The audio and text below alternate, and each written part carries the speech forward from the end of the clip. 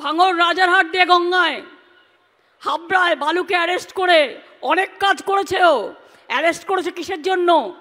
যাতে পার্টির কাজ করতে না পারে, যাতে ইলেকশন করতে না পারে।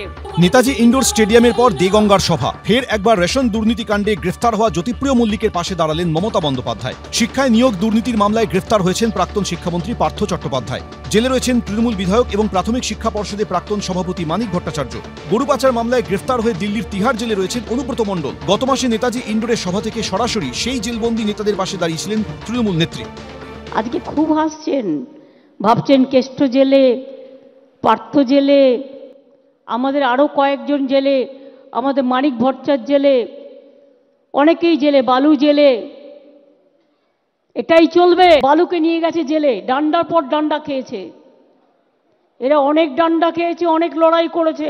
আমার অনেক লড়াইয়ের সাথী, মনে রাখবেন। আমি বিশ্বাস করি না এরা চোর। এবার দেগঙ্গার সভা থেকে তারই পুনরাবৃত্তি হলো। ফের জ্যোতিপ্রিয় মল্লিকের পাশে দাঁড়ালেন মমতা বন্দ্যোপাধ্যায়, যা নিয়ে খোঁচা দিতে ছাড়েনি বিরোধীরা। 12 বছরের প্রাতিষ্ঠানিক দুর্নীতিকে টেনে নিয়ে যেতে গেলে যেটা খাদ্যের মতো একটি গুরুত্বপূর্ণ বিভাগ যেখানে যুক্ত, সেটা তৃণমূল কংগ্রেস জানতো না। তৃণমূল কংগ্রেসের কর্মসূচি জ্যোতিপ্রিয় মল্লিক বাস্তবে রূপায়িত করেছে। সেই জন্য তার থেকে বিচ্ছিন্ন করা যাবে না।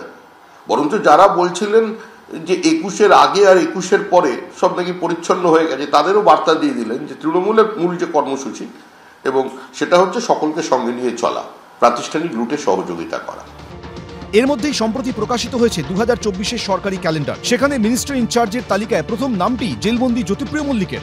রাজ্যপাল মুখ্যমন্ত্রীর পরই তৃতীয় নাম জেলবন্দি বনমন্ত্রীর। সম্প্রতি আদালতে জমা দেওয়া চার্জশিটে এনফোর্সমেন্ট ডিরেক্টরেট দাবি করে এখনো পর্যন্ত 100 কোটি টাকার দুর্নীতির প্রমাণ মিলেছে। তবে গোটা দুর্নীতি আরও কয়েকশো কোটি টাকার।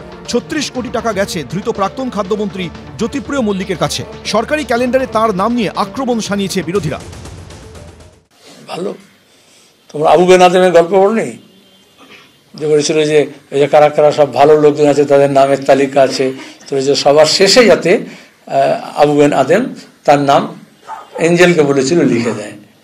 তো এখানে কোনো এঞ্জেলও নেই আর কোনো স্বর্গরাজ্যও নেই, আর দানবিদদের নামের তালিকা হচ্ছে না। সুতরাং ওটা তোমরা বলছো কাউন্সিল অফ মিনিস্টার্স, আমরা বলছি লুটেরাদের লিস্ট। তাতে উর্দুতে বলে সারে ফেরেস্ত, হেড অফ দ্য লিস্ট কে হবে? এখন অভিষেক মন্ত্রী হয়নি বলে, নাহলে অভিষেকের নাম থাকতো। জ্যোতিপ্রিয়হীন উত্তর 24 পরগনার সভা থেকে এদিন একটি কোর কমিটি গঠন করে দেন মমতা বন্দ্যোপাধ্যায়। কমিটির চেয়ারম্যান করা হয়েছে নির্মল ঘোষকে। আশাবুল হোসেন, রুমা পাল ও শিবাশিস মৌলিক, এবিপি আনন্দ। কলকাতায় ফের টাকার পাহাড়।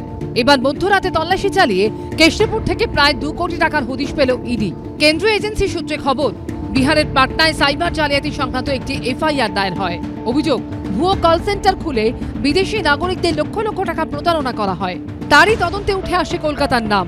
কলকাতায় আসেন ইডির পাটনা ইউনিটের অফিসাররা। বুধবার রাতে কেষ্টপুরের রবীন্দ্রপল্লীতে রবিন্স যাদব নামে এক ব্যক্তির ফ্ল্যাটে হানা দেন আধিকারিকরা। ইডি সূত্রে দাবি করা হচ্ছে, বিহারের বাসিন্দা রবিন্স যাদব প্রতারণার অভিযোগে জড়িত। রাতভর তাঁর ফ্ল্যাটে তল্লাশিতে উদ্ধার হয় বান্ডিল বান্ডিল টাকা। মধ্যরাতে আনা হয় 2টি টাকা গোনার যন্ত্র। কেন্দ্রীয় এজেন্সি সূত্রে দাবি করা হচ্ছে, সব মিলিয়ে উদ্ধার টাকার অঙ্কটা 1,85,00,000। যদিও ধরা যায়নি অভিযুক্ত রবিন্স যাদবকে। ইডি সূত্রে দাবি, তাদের অফিসাররা ঢোকার খানিক আগেই চম্পট দেন অভিযুক্ত। সম্প্রতি রাজ্যের একাধিক মন্ত্রী তৃণমূলে তার বাড়ি থেকে উদ্ধার হয়েছে কারি কারি টাকা। কোটি কোটি টাকা উদ্ধার হয়েছে রাজ্যের একাধিক ব্যবসায়ীর বাড়ি থেকে। এরই মধ্যে খাস কলকাতায় টাকা উদ্ধারের ঘটনা। কেষ্টপুরের পাশাপাশি রবিন্সের সেক্টর 5-এর ফ্ল্যাটেও তল্লাশি চালায় ইডি। প্রকাশ সিনহা ও রঞ্জিত শাহের রিপোর্ট, এবিপি আনন্দ।